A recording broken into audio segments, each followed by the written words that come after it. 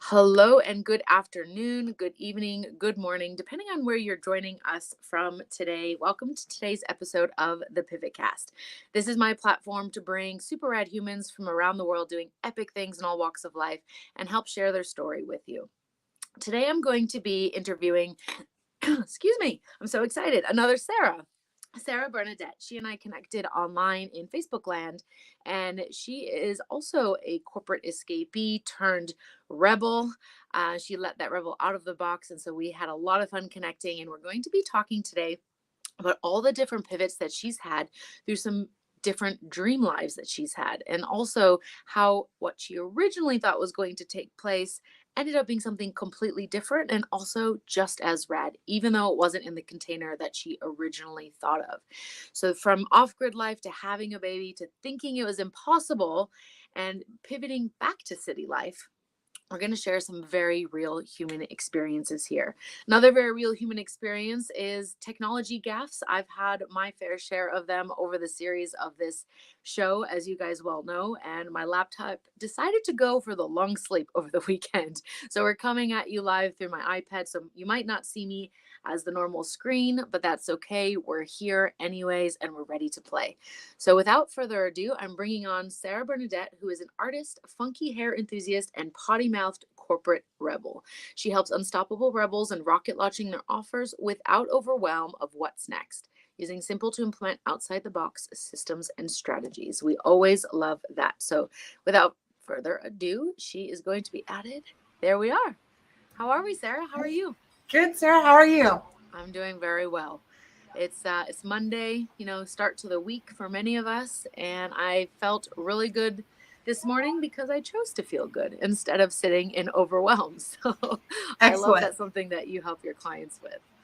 Yes, absolutely. Sorry, I had somehow you were playing on my other screen over here. I was like, why do I Oh, hear her twice? it's You know, Inception style. there's exactly See, I there's that told you tech the IT stuff. gremlins love me. They're like, oh, now we're gonna mess with the other Sara because she has the tech. Exactly. It's only appropriate. Of course. All right. So I have to know before we get into the pivots, how did you come up with Potty Mouth Rebel? Well, that's actually kind of a funny story that I share inside my program because it's just a moment that really sticks with me. I had been doing a health and wellness supplement through a network marketing company for a year and a half. And I was like, I'm going to stick with it and I'm going to show up every day and it's going to work no matter what kind of thing. And I did it for a year and a half and I was showing up inauthentically. If anybody knows me, can make a sailor, a trucker, and I don't know, anyone else in IT departments. Usually they swear a lot. I worked in one. I can make them blush pretty hard. So It's I amazing. curse a lot. And on the internet, when I was showing up in that health and wellness space, that is not what you got. You got this like perfect smile, trying to be somebody that I wasn't. And like I would do a live, I did a live every day, 5 days a week for 5 weeks straight. When Okay. I finally said, okay, bitch, are you done fucking around? Like to myself. I remember distinctly those words. And then I was like, you've got to be who you truly are. And everyone knows this isn't really you that knows you. Right. So it must be coming across as not genuine enough, right? Because it wasn't really taking off the way that I hoped. Right. I said those words to myself and I hopped on one of the very last lives that I did in that space. I thought Okay. I was going to do more, but as like that person, I rewatched that video recently when I was putting together a module inside my program. And I was like, I never said, okay, bitch, are you done fucking around once on that whole live? I thought I said it like 14 to 100 times. Like that's all I remember being like terrified to say it on the internet. And like, I could have sworn I said it so many times and I watched it. It's 27-minute long live. And I never once said those words on the Wow. live. And Okay. so the potty mouth rebel kind of was born out of that because, you're not supposed to swear in your corporate jobs. Although my last one, thankfully, I was allowed to a point with my coworkers. But I did say cunt on a like recorded line, but the customer couldn't hear me and my boss heard me. So I got in trouble for it.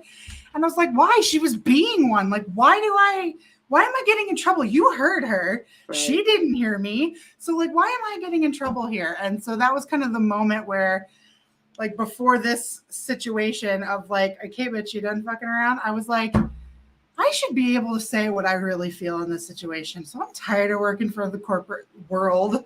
And that was the last corporate job I had. Came into the entrepreneur space and was like, I thought I was doing it like my way, the way I was. And then I realized a year and a half in, I was like, this isn't really me either. Why am I still putting myself into that? So I asked myself a very valid question and went with it. I did say other curse words on that 27-minute live, just not those string in that same sentence, which I thought was super interesting because remember saying it on the live, but apparently it's like a mandala effect, I guess. Like it never happened, but it did in my head. So I mean, and that's like, what reality are we? You know, when you hear different stories from different people, you're getting all these different perspectives. And then sometimes we're so insistent, like it happened this way. Yeah. But that's because that's our perception. And we often have those rigid structures and then the mindset of what it should be, right? Like you said, oh, we shouldn't swear in our corporate jobs. And by the way, that word that you use, the C word, the cunt word, that's a term of endearment in Australia. So, you know, if I love it. It's one of my favorite curse words. And I mean, I get in big trouble for it. I lived in Hong Kong for 10 years, surrounded by Aussies. My partner's Australian. Like I dated Australians for the last 10 years too.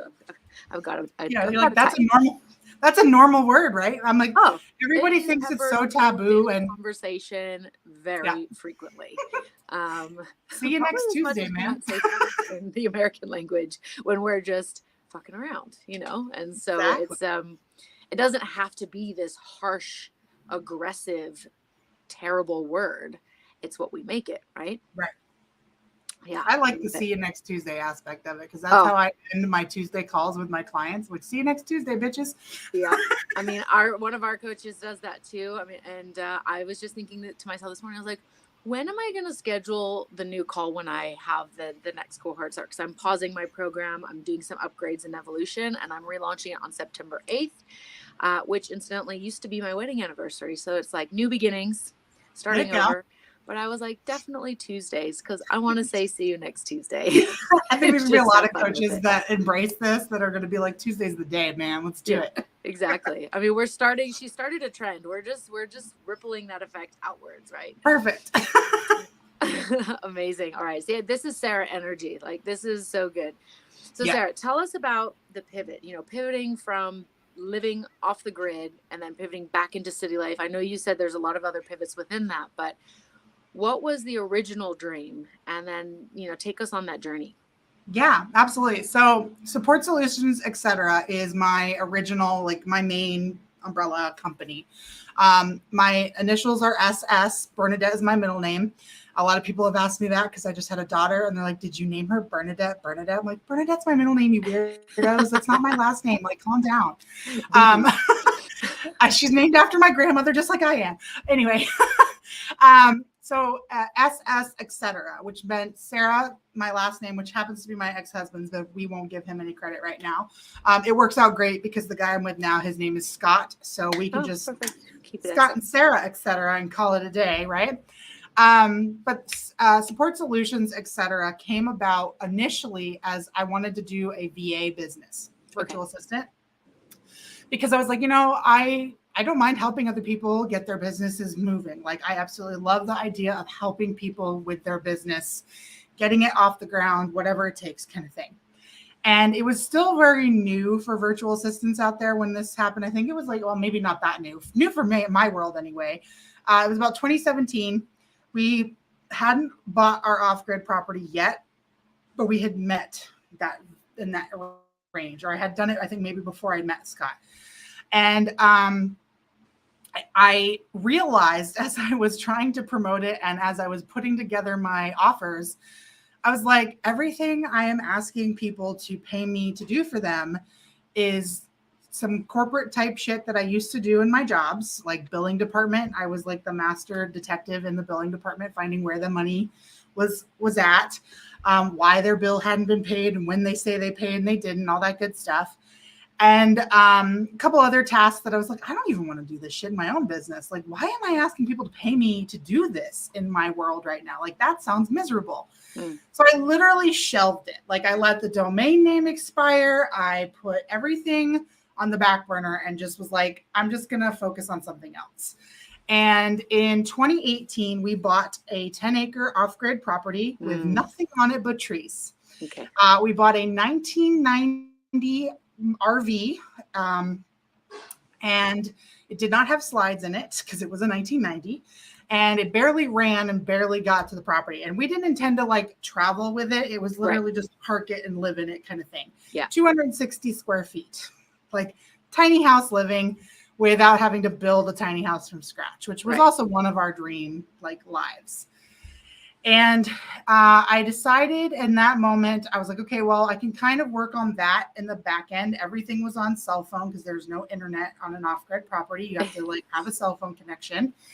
So I was trying to bring that back a little bit in that space, but I had just one laptop and like one screen, which if you know me, I have 3 now. I can't handle less than 2.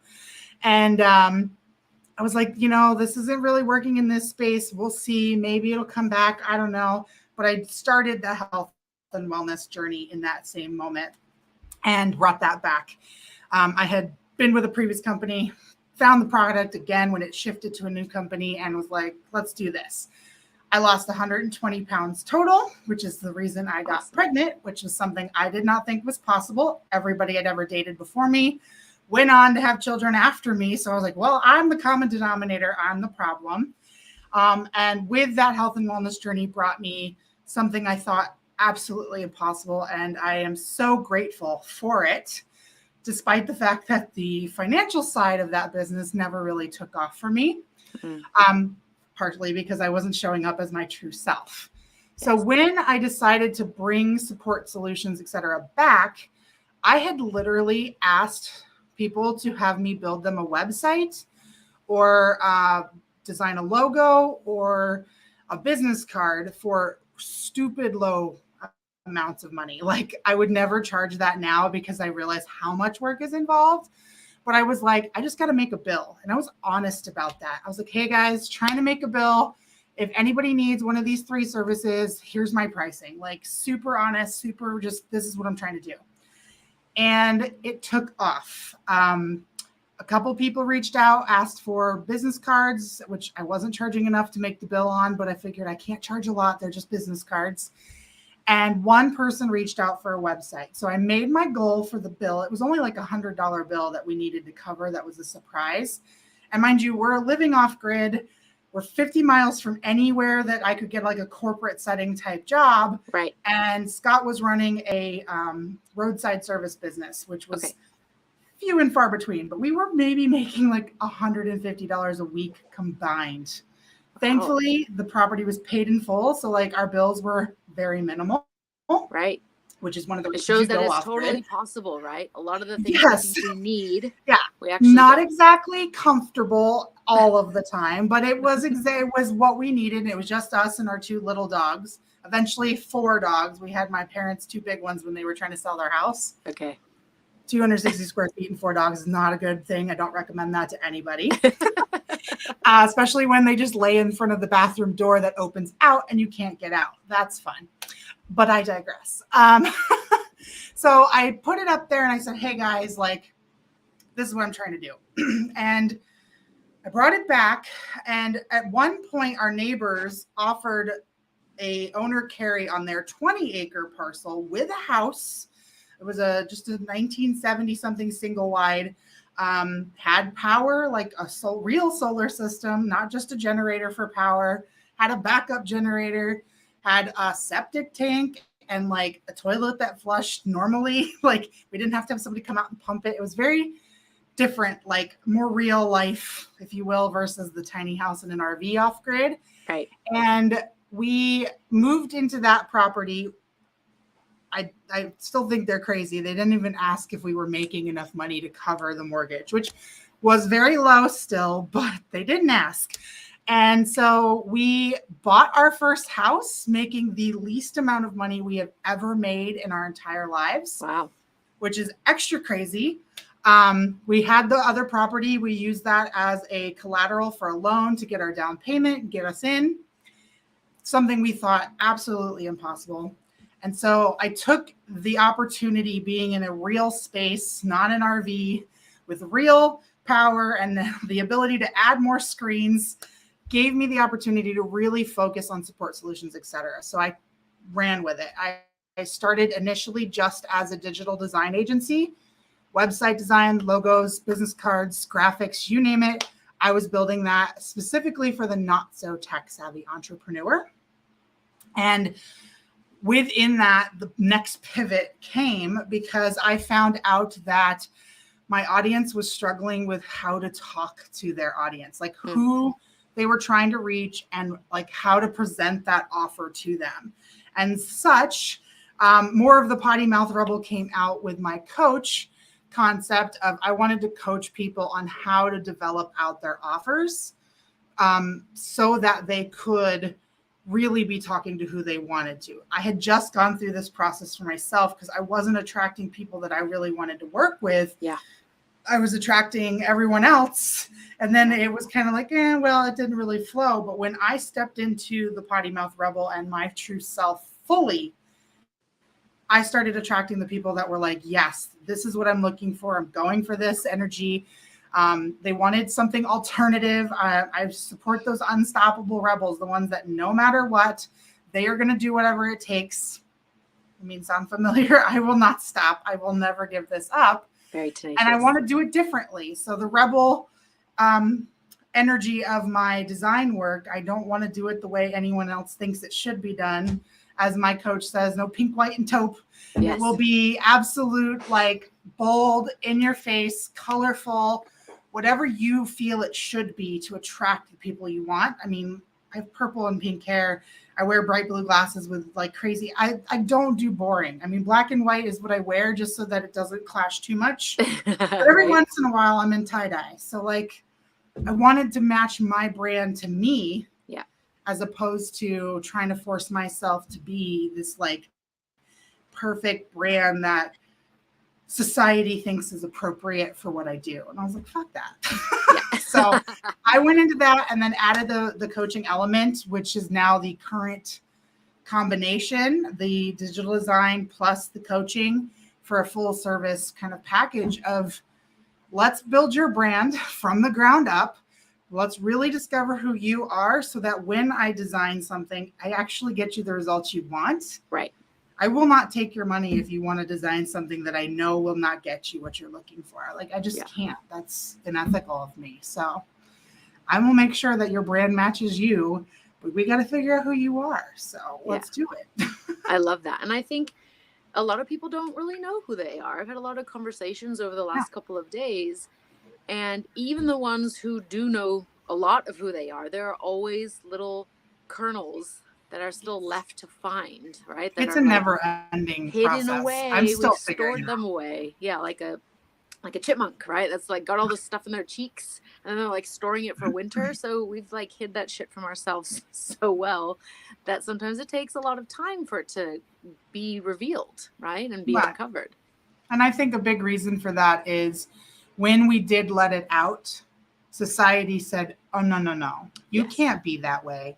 Right. And so, it was like a slap on the hand. Exactly. And a defense mechanism our brain does to make sure you stay safe from that judgment, that feeling of, oh my gosh, is that really not good? We tuck it so, like you said, so well hidden that we don't even remember those parts are there. That's why I believe it's a lifelong journey to figure out who you truly are.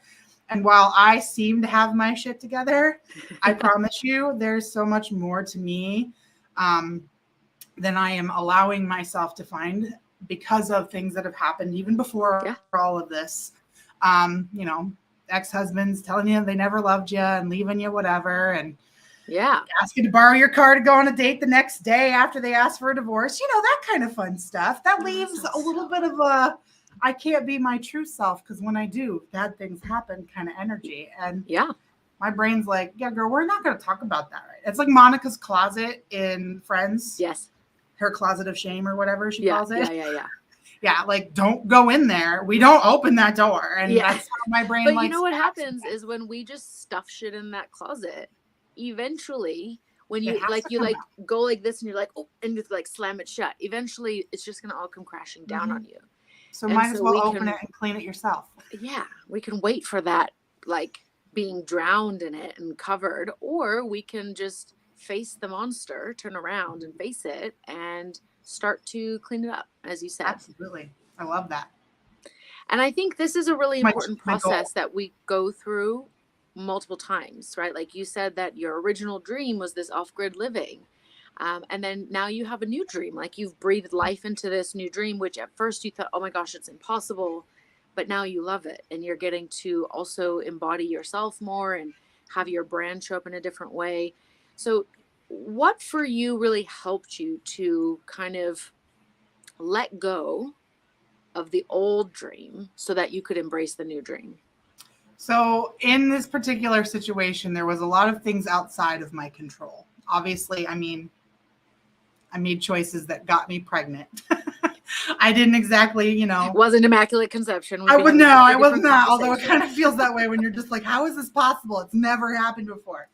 Um, so I got pregnant.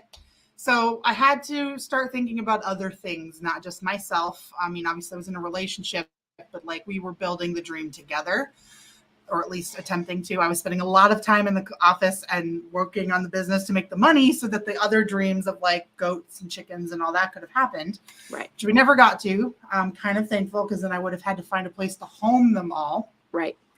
But my dad was diagnosed with cancer in the beginning of 2020, like January, right before everything exploded. Shit the bed kind of thing. And so we were back and forth. We were coming down on every other weekend that we had Scott's son. He's 5.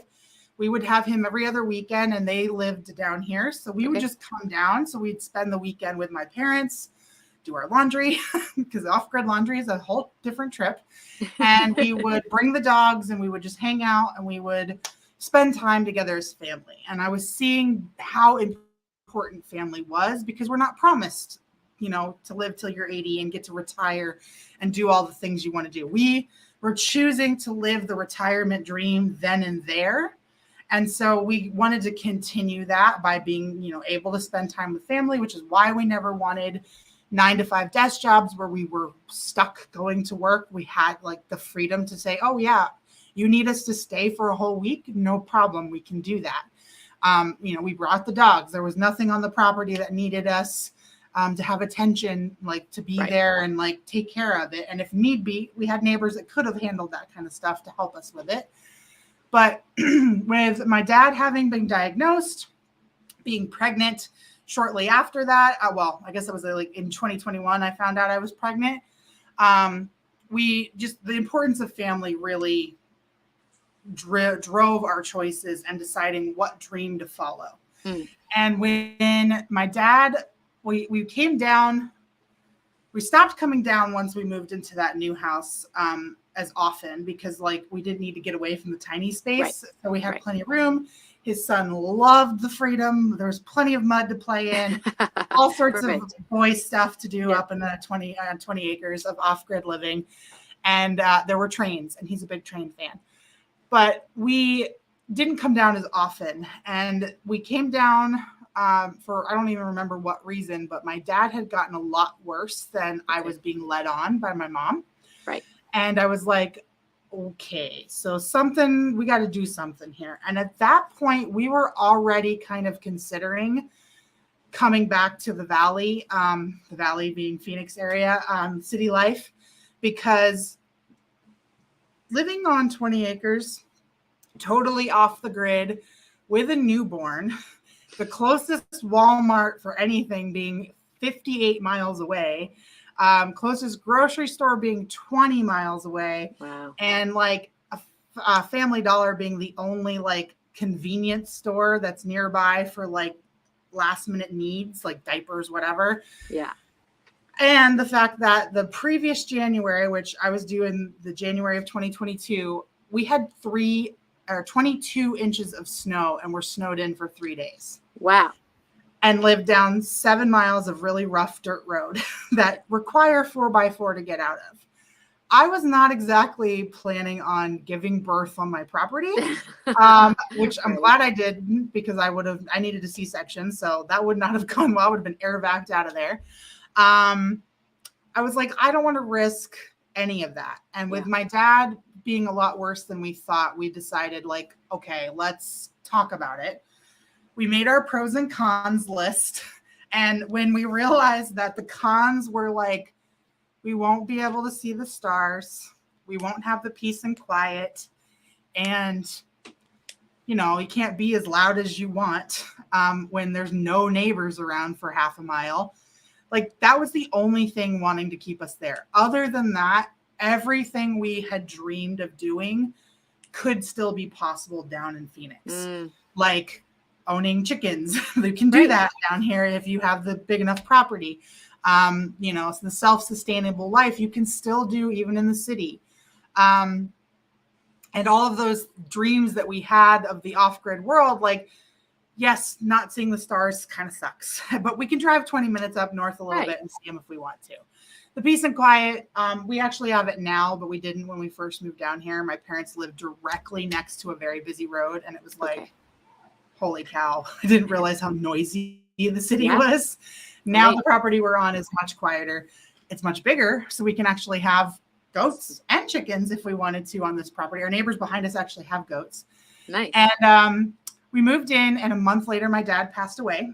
And we decided to stay instead of go back to the north property, because my mom, 42 years of marriage and suddenly being alone was not a good combination. And we decided to stick around with her and help her out. She has helped us out as well financially, just because, we weren't really making a ton of money living up there. And now that I have real decent internet and not just a cell phone connection, I can work a little bit more, do a few more things.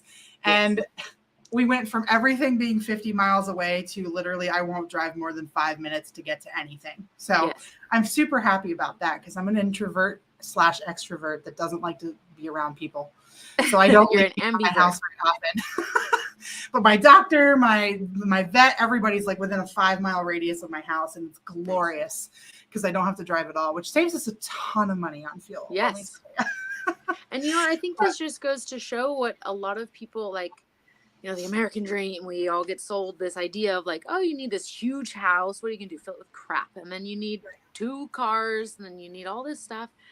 And like, I've lived overseas for the last 12 years. And so you saying like 250 square feet, yes, that's small. But, my partner and I lived in a place that was 850 square feet. And the amount of rent we paid for that real estate was like 3 times what most people in America pay, even in the big cities, So when we hear these things, we're like, oh, actually, this is exciting because we get to have a bit more space, but we can cut this out. We only need 1 car. And it's just, a lot of people don't think that way, right? And it's all about pivoting the mindset. So I really like that you guys did the pro and cons list, so you could clearly look at it and not just, delude yourself with a story or an excuse and say, this is what we're giving up on, but this is temporary. The next pivot, we can come back to it. We can have it in a different way. And so that made it easier for you to map it out so that you could make that decision. Absolutely. And the property we're on now is like a perfect combination. It's almost an acre, which is huge in this area. It is huge, like they don't, most properties, like you're 6 feet away from your neighbor, like house to house, right? So decent sized backyard at my parents' previous 2 houses that they'd lived in, but like still close to your neighbor. We're now on the biggest property almost that you can get in this area. And it's a big house again, but it's multi-generational. It's me, Scott, my mom. She has her own side of the house, so we're not like on top of each other like we were at the last house we were in. Yeah. And there is a big yard and then a space in the back where we can really grow out like a garden and have a very sustainable and business model that we're planning for that for Scott's business, because the goal is to keep us home. We want to be able to be 100% present in our kids' lives. not be at the job, sacrificing time with them just to make the paycheck, just to be a roof over your head. And luckily, this house is completely paid for. So like we are set. Yes. And we plan to stay here for a very long time. And while it is not the off-grid dream life, it is enough of the pieces that we liked of that dream, coupled with the conveniences of city life, as well as the beauty of being able to be with my mom. And she gets to be a part of my daughter's life every day. Yeah. She gets to be a part of Scott's son. Like Scott's son's grandparents, direct grandparents are all gone. He only has his step parents, parents, more or less, as grandparents. So like he gets to be involved in that because we are nearby, which that's amazing. I mean, here, not just nearby, they live with us. Right. So it's very convenient, but it is like the perfect combination of the dream life we thought we wanted to being able to go with the flow, be unstoppable, and not let the craziness of what has happened completely derail everything and make us think that we have to go back to 9-to-5 life, right? And sacrifice what we built our lifestyle to be like. And so we get this opportunity now, which makes us insanely grateful. And yeah, I want to help more people do that because I love that. It shouldn't be one or the other. You should get to have your cake and eat it too. I love it. Yeah, I say that all the time. It's a and conversation, not a or conversation. Absolutely. And so I love that build it one step at a time, right? Yeah, exactly. One small bite at a time, right? And this is how you can eat the whole cake, right? Because when we think we want something, we do everything to get it. But then a lot of times we get there and we realize like that's not actually what I want because we don't know ourselves deep enough yet. So this is a journey. This is a lifelong journey. And so to everyone who's watching out there, just remember to continually look at what you're doing in life and what's working well and what could be improved, right? Ask yourself those two simple questions and where do you want to go? Because then that's going to help you to figure out as you're on the path, like, does that even feel good? Because otherwise you'll spend years, some people spend decades to get there. And then they're like, wave a flag around. Like, that's kind of how we felt about off-grid. We were kind of like, is it really worth being this far away from everything? Yeah. It doesn't feel all that great, especially in the summer. Air conditioning off-grid is not easy. You guys can go camping. Exactly. We're going to sell the front 10 acres with the house on it and keep the back 10 acres for now with just nothing. So we could go camping anytime we want and not have to worry about like who's camping nearby. We already know all the neighbors. Amazing. So we figure it's perfect camping spot. You've been giving me some ideas because that's what my partner and I have actually been looking at, like property and land and stuff. And so that's really cool. Well, we got some in northern Arizona if you want to come check it out. Well, my dad's in Sedona, so. Ooh, we're like maybe I think an hour and a half from Sedona where we are up in northern Arizona. So that would be excellent. It would be. All right. We might have to have an offline conversation. Ooh. Hurry before someone else snags it. Thank you so much for being here with me today. Where can our guests find you, follow you, learn more about all the amazing things you do?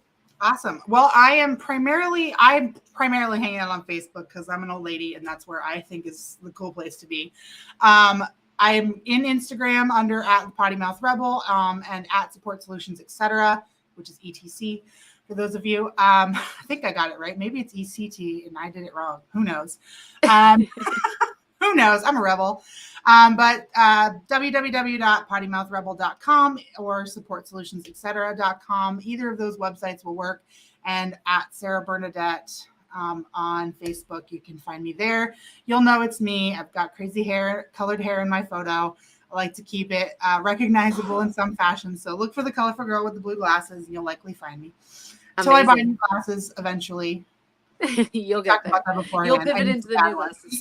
I need a bag. Amazing. Well, thank you so much, Sara, for being with us today. And for everyone who's watching, if you are watching the replay, go ahead and tag us if you have any questions, depending on whatever platform, because this is streaming live into LinkedIn, YouTube, and Facebook. So just make sure to tag one of us and I'll get the question to Sara if she doesn't happen to see it. And remember that all it takes to pivot is to choose something different. So go out and choose something that's going to make you sparkle a little bit more today. I All love right. it. Thanks, everyone. We'll see you soon, and keep on keeping on. Bye. Thanks, Sarah.